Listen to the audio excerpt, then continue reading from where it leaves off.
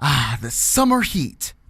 Best experienced here, or here, even here.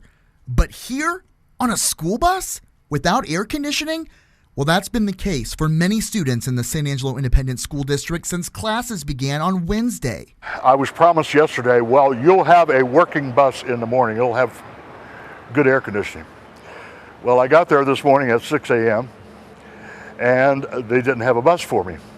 Instead, Vincent claims the mechanic told him that the buses with functioning ACs were either out or assigned to other trips. Vincent asked, what about the other routes? That's when the 2-year driver says the mechanic had a more practical solution for him. He said, you're just going to have to learn to roll the windows down. And I said, pardon me? I said, the children have to ride with the windows open? He said, yes. I said, no, they do not. They cannot stand that, the heat. They cannot tolerate the heat. That comment, combined with the conditions inside the buses, caused Vincent to resign from the SAISD on Friday.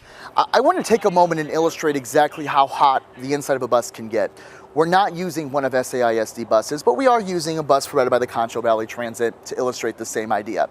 Outside right now, we're in the mid and upper 90s. Not as hot as we have been this year, but just walking on this bus, which has been sitting out in the sun, by the way, not in the shade. Temperatures inside 109.5 degrees. And much like a school bus that you're familiar with, they do open, but they don't open up a whole lot. This does cool us off once the bus gets moving. You're mixing the hot 109.5 with the 95 degree temperatures outside. So in theory, the temperature here should cool. And certainly not as drastically as you would if you had the AC on. But I'm reminded of the ceiling fan theory. If you're at home and you have your ceiling fan on, it cools you off. It doesn't cool off the room. So even though the kids are in here, the bus itself isn't cooled off when the kids get on. Now, I know we can argue semantics that in the morning temperatures aren't as hot as the afternoon, but consider this. We just left a 24-day streak of temperatures at or above 100 degrees. So by the afternoon, if the air temperature outside is 106, a relative humidity between 30 and 60%, it could make the actual air temperature inside this bus feel more like 115 to 132 degrees. What I want to see done, I would like to have the parents involved.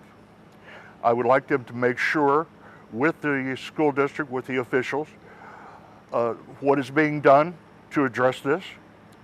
And they need to know on a daily basis that that bus is not hazardous to their child's health.